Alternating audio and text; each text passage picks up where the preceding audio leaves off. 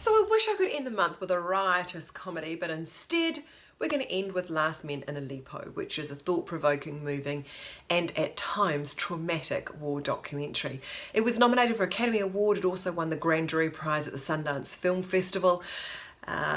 It's not a good time, folks, but this is an important film, and I seriously suggest you take a look.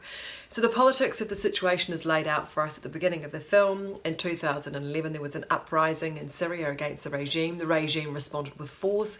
In Aleppo the rebels managed to control major parts of the city, and so Assad responded by targeting civilians with barrel bombs and airstrikes.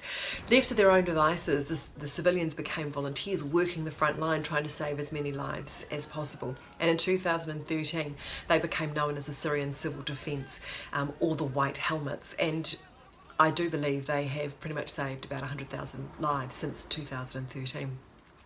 After the Russians began bombing Aleppo in 2015, hundreds of thousands of civilians were kind of stuck inside a small area of Aleppo with scarce resources, and this is their story.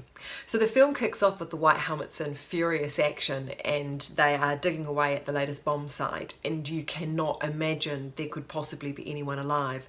Unfortunately, they do pull out a child and a baby who've passed away, but they manage to save 2 children and their mother. It gives you a bit of an idea about what to expect throughout the rest of the film. It is absolutely harrowing work, and they do it daily. So the film was shot over 3 years by Syrian filmmaker Francesca Rudkin and a Danish co-director Steen Johannesson, and it's breathtaking. They put their own lives at risk, and you can see this in the nervous camera work at times, in order to give us an idea of what the reality is of living in a war zone.